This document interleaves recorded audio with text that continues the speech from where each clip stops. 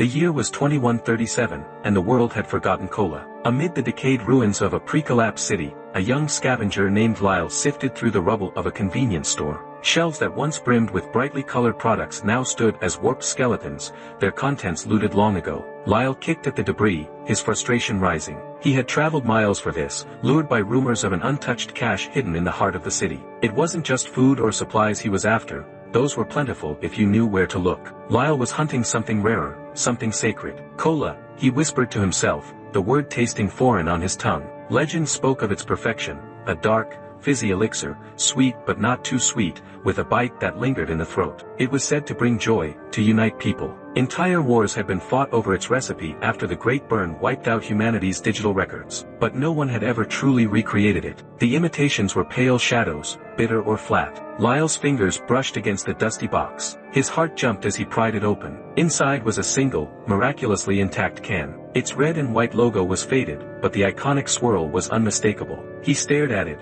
hardly daring to breathe. The can hissed when he cracked it open, the sound startlingly crisp in the silence. The scent that followed was intoxicating, a mix of caramel and citrus with an almost metallic edge. Lyle's mouth watered as he lifted the can to his lips. The first sip was electric. The fizz danced on his tongue, the flavor exploding in his mouth with a complexity he couldn't describe. Sweetness balanced bitterness, and the mysterious bite burned in the back of his throat. It was everything the stories had promised and more. He drained half the can before he stopped, a strange sensation overtaking him. It wasn't just the taste, it was something deeper, something primal. Memories he didn't recognize flooded his mind. People laughing at picnics, the hum of vending machines in neon-lit streets, the weight of carefree days long lost. This wasn't just a drink, it was a connection to a world that no longer existed. The sound of boots crunching glass snapped Lyle out of his trance. He spun around to see a group of figures emerging from the shadows. Their armor was cobbled together from scrap metal, and their leader, a wiry woman with a scar down her cheek,